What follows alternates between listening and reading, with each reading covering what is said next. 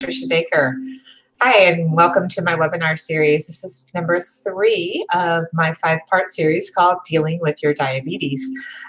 In parts 1 and 2, we talked about the missing link in healthcare, and really that's how hard it is to just get it done, right? So they don't really help us understand. We know what to do, we don't always know how to do it.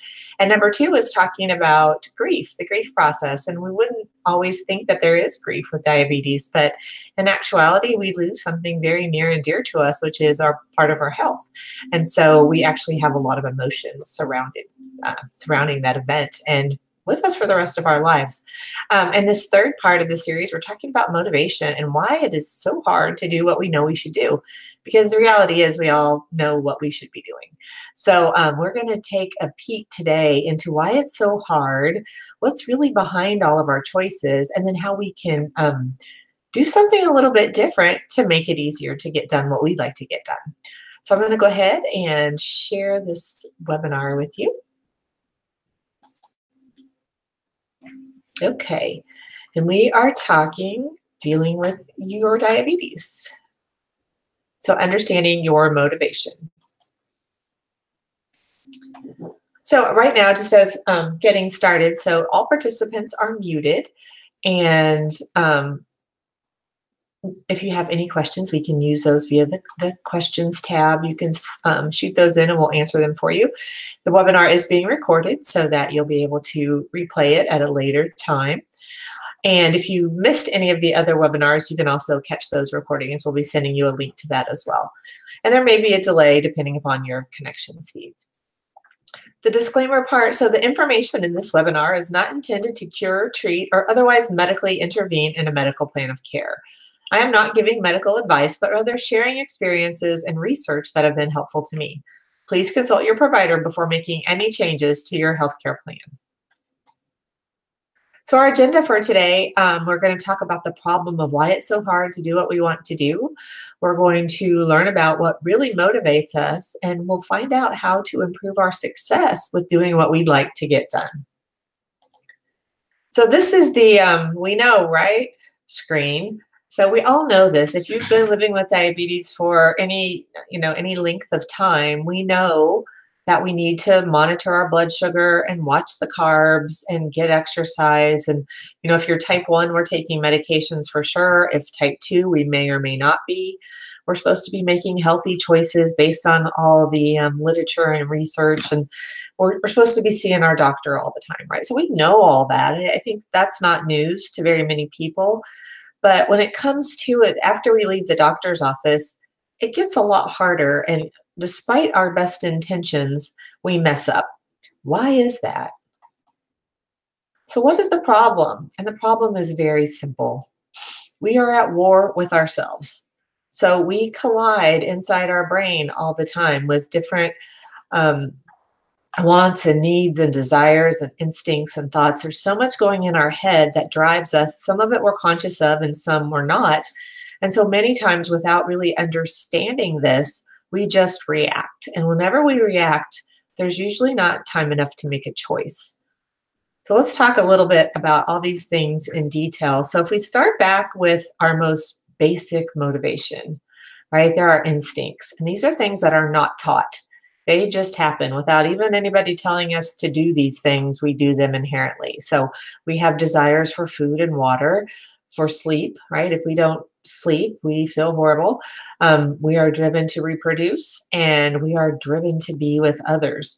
And so these are hardwired back millions, hundreds of thousands of years, and just wanting to overcome these. If you just want to not sleep for the rest of your life, at some point, it's too hard and you can't do it. So these instinctual behaviors are really, really hard. Initially, we may think we have some choice. So you could take a nap, you could sleep now, you could sleep then, you could forego sleep, you could eat this food or that food. But the further away you get from these, the harder they become to deny.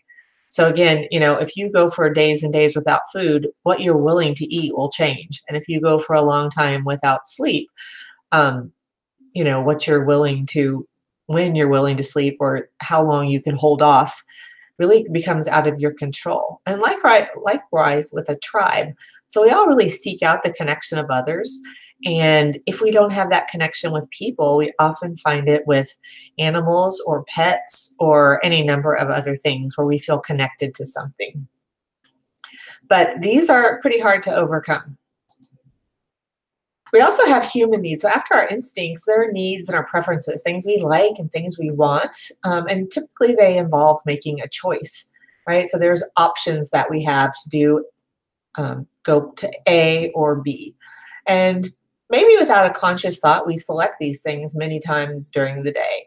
And so when we do this, it's very natural that we choose things that are pleasant to us and we avoid things that appear painful or unsafe, right? So that's just, we're going to choose the path that looks easier to travel. We're going to choose food that appears to taste better. So if you have a plate of spinach or a plate of pizza, that pizza sure does taste better than that spinach looks. So we tend to make choices based on things that feel good to us. And the part of it is we don't often know that we do this. And some of these choices that we make aren't even anything that we've learned. Why does one person like chocolate and another vanilla? Why are some people creative and some people not? There are just things about us that drive our behavior. But overall, many of the choices we make every day, there's a benefit to us on some level of choosing that choice. We also have beliefs. And so besides our instincts, we have all these things that happen every day of our life, every day, every moment up until this moment. Different experiences have created influence and our own internal beliefs. So it may be our family that we grew up in, our culture, and we've had successes or failures, joyful events and sorrowful events, right? All these things give us a perspective on what we believe is true about the world. And it all comes up to this moment in time. In 5 minutes, your belief system could change if the circumstances change. But how you see the world, which I'm going to call your perspective, right? What the lens at which we look through the world can be very differing. And you might have two people see the exact same thing and they react to it very differently, right? So depending upon their past and their experiences. So I think as an example, so my past taught me stoicism, so not showing my emotions, right? So there's several things that played into that. Just how I was raised, and we were raised to be, to not make a big outburst, to not draw attention to ourselves. My nurse's training gave me a fear and a healthy respect for diabetes. So I knew what it was. I knew what it was capable of. I was very learned, if you will, about diabetes. My family taught me a lot about a relationship with food. So we were a large family. There were 9 of us. We had big meals. And so that played into my beliefs about food and its meaning and its purpose. Each one of you has the same thing. So how you were raised and every experience you've had has influenced how you see the world and therefore what you believe to be true about options and choices. So next we're going to talk a little bit about motivation. So we have these instincts and needs and beliefs, and they certainly influence our behavior. But the real question is how to change it if it isn't serving us, right? So if what we're doing isn't helpful for us, how can we change it? And it seems to be very hard. So are we just slaves to the thoughts and the random acts of our mind? And my answer is no. But we have a few things. So first we'll start with fear. And fear can be a great motivator, right? If a bear is chasing you, you're going to run away and try to save your life. Early on with diagnosis, I'm sure each of us felt a lot of fear about this illness and what it's going to do. And that compelled us to really be on our best behavior and pay a lot of attention and spend a lot of time managing diabetes. On the converse, if you have a fear of needles, it may have pushed you away from diabetes, away from taking your best care. But we can also have both fears at the same time. And then it's interesting of which one wins out, right? Then there's some willpower that comes into play. And willpower, this is really what the medical system expects us to use. They tell us what to do, and by sheer will and sheer just grit and determination, we are supposed to make things happen. And we can do that with some success. Many people with sheer willpower can form new habits that change their behavior. But the definition of willpower is doing something that takes a lot of effort to overcome. It's not easy. And so what happens is we try and we fail, and then we feel bad and we feel guilt and shame that we didn't do it right. So then it even seems harder. And that boulder that we're pushing uphill gets bigger and bigger to the point where sometimes we don't even want to try. And we get to that give up point. And I think this is very common where we try our darndest, but it just doesn't work. So the last thing is perspective. And perspective is interesting because nothing changes in the world around you. It only changes between your ears. So as in these two pictures, nothing has changed, right? But it's just the person's view from where they're at. But the world around them has not changed, but they have different emotions and feelings and beliefs about the situations because of the way they're looking at it. And I think we have that as well for all of us. So a shift in what you know, a shift in what you believe, and a new pattern can emerge just by seeing something in a new way. And all of a sudden we see an opportunity that we didn't have before.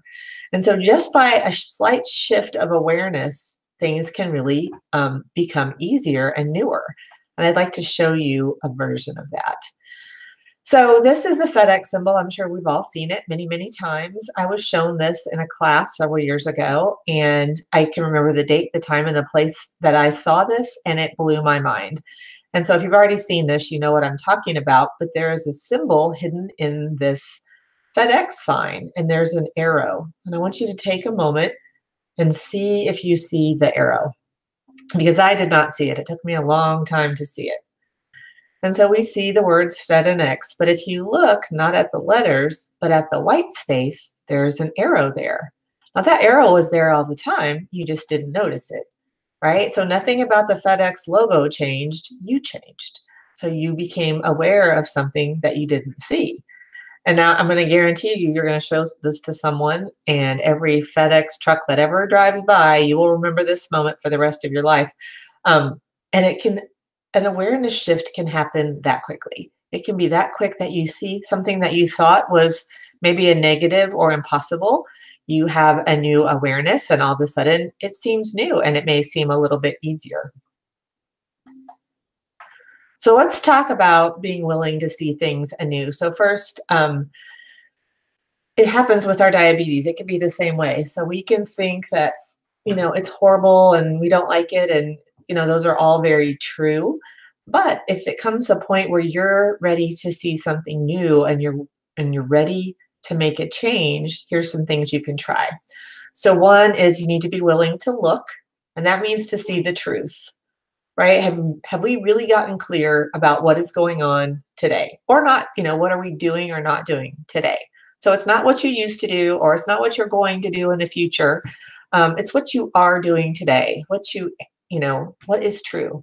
So if you say, I'm going to be better, my diabetes is going to be better, when this happens, I will do that. That's all future. It has to be what you are doing now. I am dealing with my diabetes. I am taking better care. But you have to first be willing to know what that is, right? So we have to look and we have to see the things for what they are, not what we want them to be and not what they were, but what they are. Number two is you have to be willing to let go. Can you let go of things that don't serve you? Can you let go of feeling broken? Can you let go of wishing it were different? Can you let go of acting like it isn't happening, right? Letting go is the scariest part, because when we let go of familiarity, we step into something new, and new always feels scary.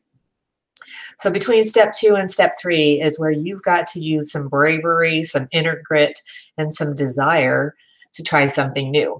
And then you have to be willing to make these changes. And so, this whole letting go of what it was, that even those things that are bad, sometimes we keep doing them because they're known, they're familiar, and they're comfortable.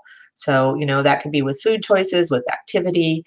Anytime we change, we have to be prepared that there's going to be some little bit of uncomfortableness, but it's worth it if you're doing it for yourself. So I want to tell you my experience with some seeing things anew and a little bit about my management of diabetes because this was how I was able to change how I think about diabetes. So again, when I was diagnosed, I was a nurse and I knew pretty much everything there was to know about diabetes. And my diagnosis was akin to being handed a snake with sharp fangs. And they asked me to keep this thing alive. Keep the snake alive, you'll be alive. And so they told me what the snake liked to eat and how often I needed to let the snake poke me and, what I had to do, care and feeding and all the stuff about managing this thing I hated. And I really do hate snakes. I have an aversion. I just get chill bumps when I think about them. But for me, it was really hard to want to care for this intrusive, obnoxious, scary, horrible, painful thing. I did not want it. And it took quite a while for me to work through all of that because I don't like snakes. I just don't. So instead of trying to learn how to like the snake, nothing about my diabetes changed, but what changed was inside of me. And I started to think of that snake as a part of me. And my diabetes is now this little girl that I take care of. And she needs my care and she needs my concern and she needs me to help make sure she eats the right food and take her medicine and check her blood sugar.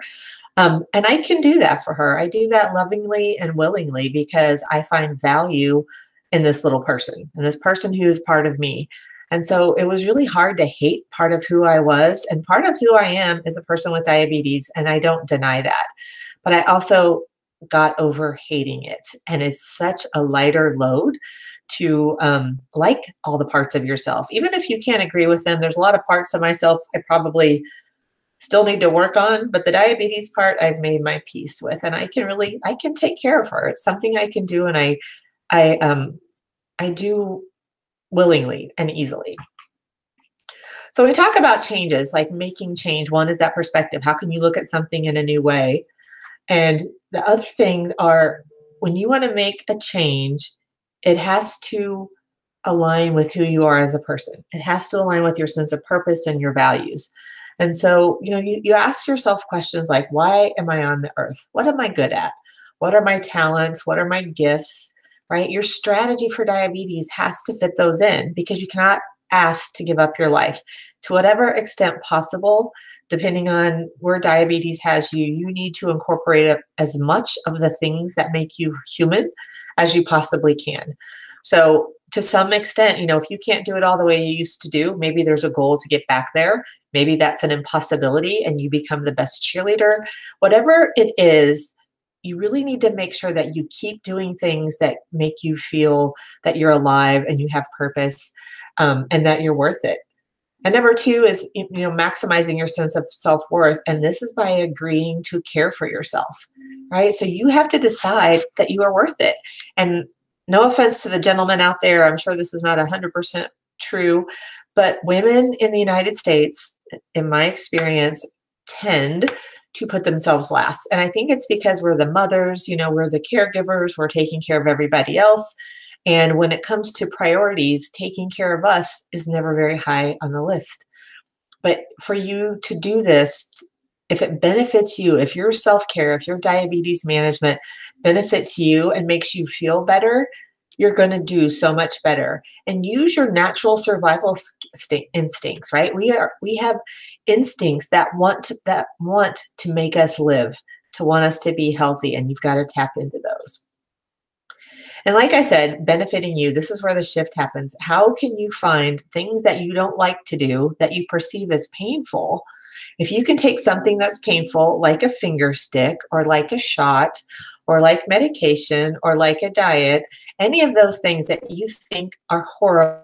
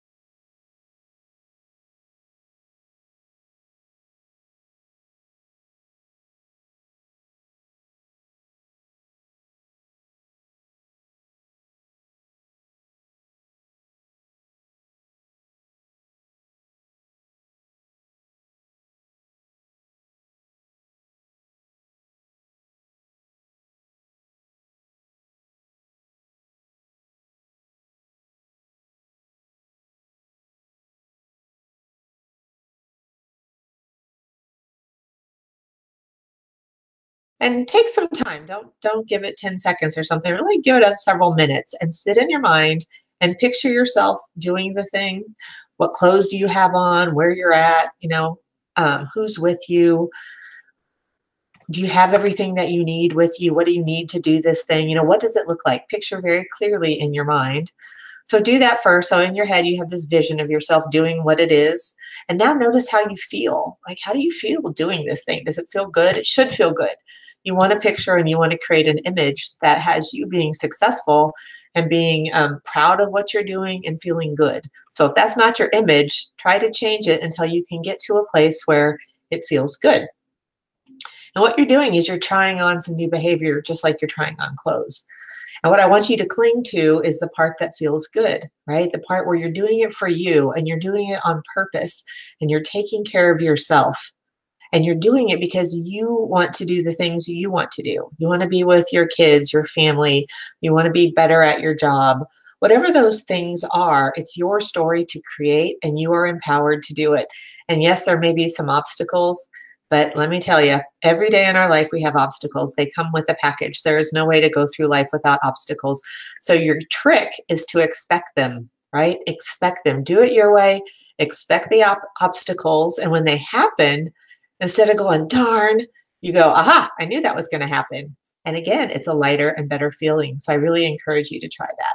If that all still sounds crazy and too much, reach out for help because there are ways that I can help you or other people can help you to get started. So whether it's coaching, some counseling, support from clergy or your provider, diabetes educator, there's a lot of people, and maybe just a friend. Sometimes just talking these things through are enough really to change your mindset.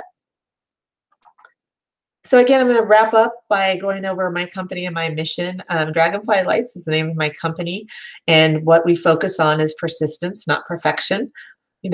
Playing the game is much more important than trying to do it perfectly. Support for the grieving process. So diabetes is an emotional load, emotional baggage, and if you are not dealing with those emotions and processing what you wished to be true or what you lost, you'll be stuck in those bad emotions. And then today we talked about understanding your motivation. Why do you do what you do? And it's really based on a lot of hardwired information. And we're always moving towards something of pleasure and away from something of pain. And when you start making choices that benefit you, even by tricking yourself into thinking something that's painful is a benefit to you, you will find it much easier to do. And it's being willing to open your eyes and see things in a new way that you hadn't seen them before. And as we move through empowerment about your life, that's our next coming up webinar. We're going to talk a little bit about what it's like to live your life on your terms and your way. And finally, communication, which is speaking your truth. And I think not only speaking to people, but how we listen and how we interact with others and our providers. And no one, I believe, is good at something they hate. Just like my snake reference, my snake story, I was not good at diabetes when I hated it, but I'm very good at caring for this little girl. And I make time and effort to do it every day. That did not come naturally to me. Those were new skills I had to learn. And I really believe that improving diabetes management is improving how people cope with it. So thank you for attending today's webinar. Be sure, and I'll send you a link to register for next week's webinar, which is again all about the personal side of diabetes. If anything in my webinar spoke to you and you would like to discuss more or ask me some questions, there's a link to schedule a free 30-minute introductory session. That's just a phone call, and we can talk and I can tell you more about what I do. You can tell me your story, and we get to kind of see if we're a good fit and if there might be some work we could do together.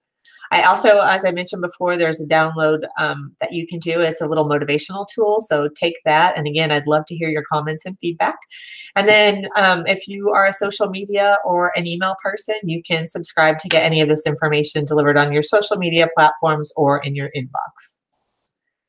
And now we're going to flip over to the questions section. So let me get back on live here. We will stop sharing.